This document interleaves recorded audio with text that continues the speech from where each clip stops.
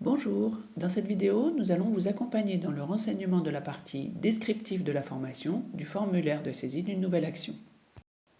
Cette partie du formulaire est composée de 3 champs, le champ intitulé, le champ objectif de la formation et enfin le champ programme contenu.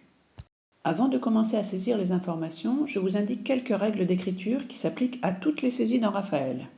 Les éléments doivent être inscrits en minuscules et rédigés de façon claire et explicite. Vous pouvez faire des copier-coller, mais vérifiez cependant le résultat obtenu.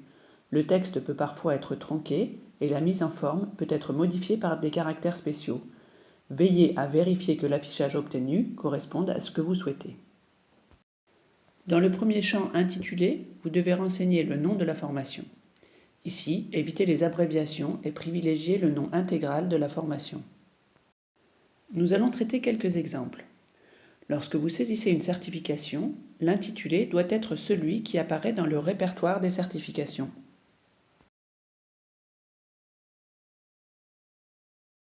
Prenons maintenant l'exemple d'un CACES.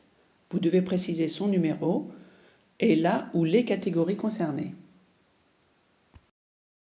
Dans le cas d'une formation découpée en blocs de compétences ou en certificat de compétences professionnelles, CCP, vous devez mentionner en premier l'intitulé de la certification, puis ajouter le bloc ou le CCP avec son intitulé espacé d'un tiret.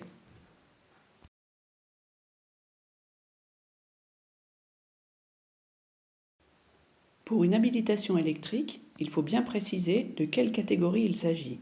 Voici un exemple pour une seule habilitation.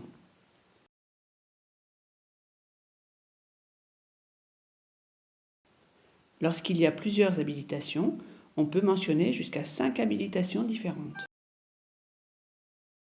Enfin, pour une action accompagnement VAE liée à une certification ou à un diplôme précis, mentionnez en premier accompagnement VAE, suivi de l'intitulé de la certification séparé par un tiret.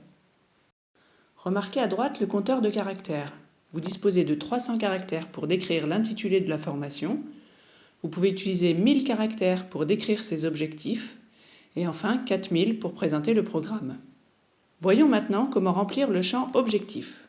Dans le champ objectif, vous devez renseigner les objectifs pédagogiques de l'action de formation.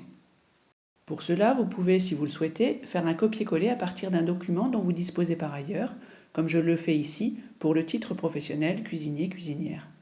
Néanmoins, dans ce cas, veillez à ce que le texte ne soit pas tronqué, je rappelle que vous ne disposez que de 1000 caractères, et que la mise en forme corresponde à ce que vous souhaitez voir apparaître. La procédure est la même pour le champ programme. Ici, le titre professionnel cuisinier-cuisinière est composé de 4 certificats de compétences professionnelles que nous faisons apparaître dans le champ programme. Les 3 points rouges qui apparaissent à gauche de l'intitulé de ces 3 champs indiquent que la saisie de ces informations est indispensable et non facultative. Nous espérons que ce tuto vous aura donné les clés qui vous manquaient pour renseigner ce formulaire. Si vous avez d'autres difficultés, vous pouvez nous contacter par mail à l'adresse dédiée, participer à un atelier Raphaël, créer et gérer son catalogue de formation en vous inscrivant sur le site du programme de professionnalisation, demander à être rappelé par l'un de nos conseillers en prenant rendez-vous à l'adresse qui s'affiche.